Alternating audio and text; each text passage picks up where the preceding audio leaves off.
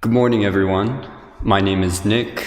My Dharma name is HayWol, and today I'll be giving a talk on herding the ox of our mind. The verses to the 10 ox herding pictures are a series of poems and illustrations describing the process and stages of mind practice. The poems were written by Master Puming during the Ming dynasty of China. Herding the Ox of Our Mind is a book by our fifth prime Dharma master, Kyung-san, that analyzes and interprets these verses through the lens of Won Buddhism. During the first year of the pandemic, our temple started an online book club with the goal of reading this book. Over the course of about 5 months, we slowly read its pages and analyzed the chapters within. Now, I've chewed on these verses many times, like a cow. I'm going to do it again and share the results with you today. Chapter 1, Still Unherded. Fearsome is this raging, snorting ox. Running wildly, it charges through mountains and streams. Countless tender green shoots are trampled under the ox's pounding hooves. According to Master Kyung-san, this chapter refers to the time before a person encounters the Buddha Dharma, a time when desire and impulse run unfettered by conscience or consideration. In this stage, the dark cloud of ignorance obscures the true nature of the ox. Any ox herd that tries to approach is simply dragged on the ox's rampage.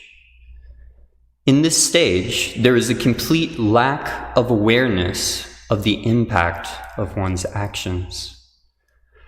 The tender green shoots trampled in the poem refer to the damage dealt by actions taken without awareness.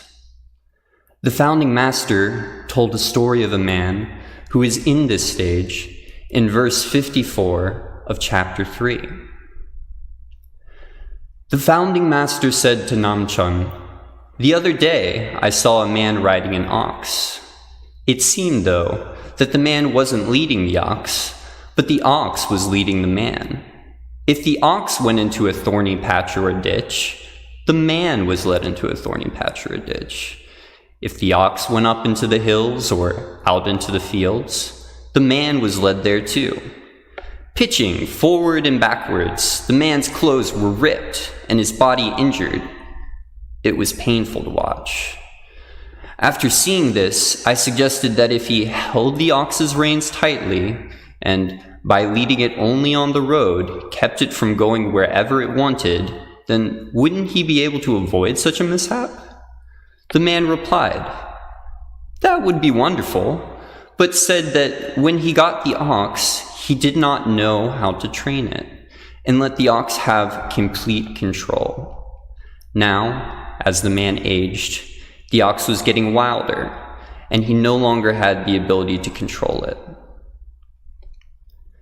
In the same way that the man in the verse was dragged about by the ox, those in the stage are dragged along by their desires. I'm sure that most of us have experienced a time in our lives when we've been dragged around by our ox. I know I have. I was diagnosed with ADHD at an early age, which stands for Attention Deficit Hyperactivity Disorder. It's a neurological condition with a multitude of symptoms, one of which is executive dysfunction. For the sake of simplicity, you can imagine that I have an ox tied to my ankle. That ox isn't very good at being given orders, and it doesn't sleep as much as it should. Sometimes it also vibrates for no reason. I don't know what that's about. In other words, my mind is constantly active, yet my capacity to translate that mental activity into practical action is lacking. There have been many times when I have felt like the man in the passage. So What can I do? This executive dysfunction makes things like sitting meditation a challenge. Trying to keep still with an insubordinate, vibrating ox dragging me behind it, what a recipe for disaster. However, with time and practice, I began to learn. Chapter 2, Taming begun. In a flash, the ox herder harnesses the ox's nose with a rope. Jerking back, the ox bucks and lurches. Hard to discipline, the mighty ox fights. The ox herd never relaxes and reins in the ox with determination and strength. At this stage, we have been introduced to Buddha Dharma and start to identify its value. Still, attachments to desire and ignorance remain, making this one of the more troubling and difficult stages. Through dedication and mindful practice, we can progress forward. Additionally, Master Kyungsön thoughtfully points out that it's also the environment we surround ourselves with that influences our progress. By taking refuge in the Sangha, our teachers, and the Dharma, we become more readily able to shed attachments to unhealthy habits. They become the rope which leads us on our path, even when we would never follow that path of our own accord. When we initially are introduced to the concept of Dharma, people experience things differently. Some seem to have a natural affinity and easily integrated into their thoughts and actions. These people are born into the Dharma world with a small halo and an idyllic tuft of hair. Others struggle when they're born into the world of Dharma. Attachment to secular life leaves them kicking and crying and fighting like the ox in the poem. That's me. If you hand me the ox cord, I would be more liable to fall asleep than use it wisely. As you probably know, one Buddhist practice can be challenging. I remember the first time I went to morning meditation.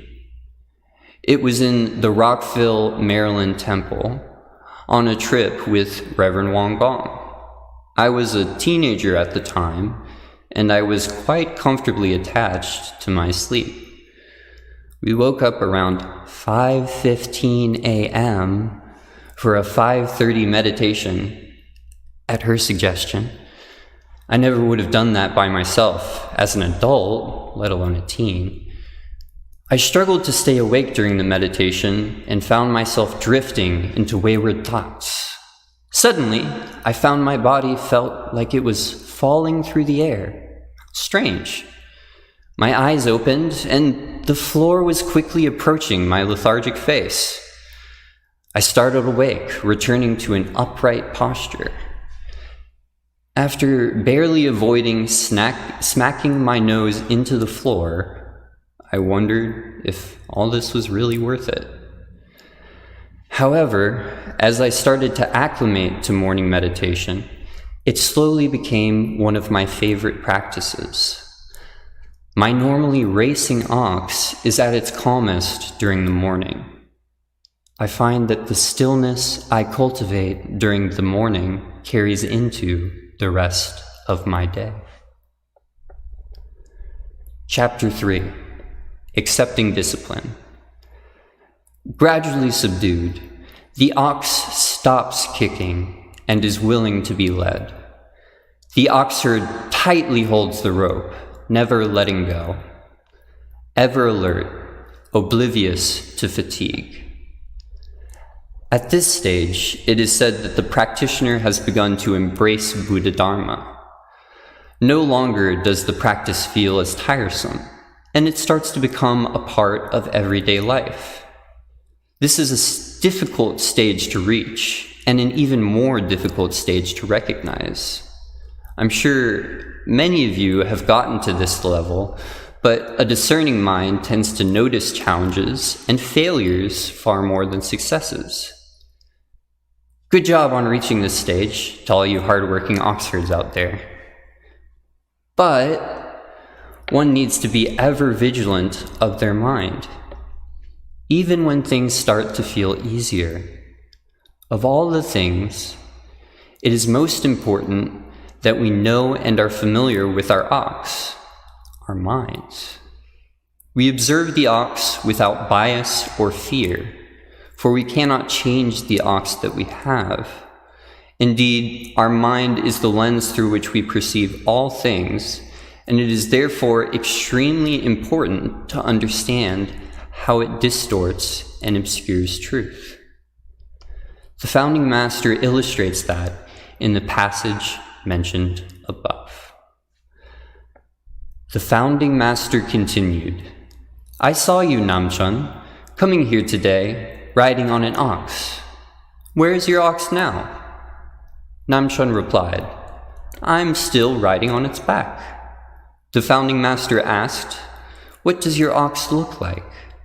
Namchun replied, "It is nearly 1 fathom tall, yellow in color, wears hempen shoes, and has salt and pepper whiskers." The founding master laughed and said, "You know the looks of your ox pretty well. Then does your ox do whatever you tell it to do, or are you too led around by it?" Namchun said, "It usually does what I tell it. If the ox is lazy in doing what it's supposed to do, and if it tries to do the wrong thing, I command it firmly to stop." The founding master said, "Since you have already discovered your ox and know how to train it, and since it usually listens to what you tell it to do, you must work hard to train it further, so that you may do all kinds of things with complete freedom." This is one of my favorite passages in the Red Book. Their dialogue is so candid and the imagery so clear. It highlights exactly what we need to do. Gain familiarity with our ox and find out the most effective way to train it. If we don't, we risk being dragged into thorny bushes or face planting on a temple floor in the middle of morning meditation. But how can we get to know our ox? By taking time to calmly focus and observe our minds, we can start to understand what our ox looks like. For me, my ox is a gangly, clumsy ox with long hair. It often forgets to trim its whiskers, and it doesn't like loud noises. It doesn't do well when being told what to do directly, but rather it likes to feel like it has decided its own path. So, I often build clear paths that the ox can follow, sometimes with obstacles to make it feel accomplished. My ox is currently doing a pretty good job of following that path. I start my first semester at UNC Chapel Hill tomorrow after transferring in from Durham Tech. A mountain I don't think would have been possible to scale without constant observation of my ox. The more I understand my ox, the more things I can accomplish. Just don't tell my ox that I plan to get here. He thinks it was his idea. For some of us, it may come naturally, but for most of us, learning our minds takes time and patience. You may be surprised to find out that your ox really likes chanting and will follow your guidance anywhere as long as you chant softly to it. If you're lucky, you may also find that your ox takes well to simply being told what to do. Next time you sit quietly, take a minute to get to know your ox and let me know what it looks like in the chat. Good luck, herders.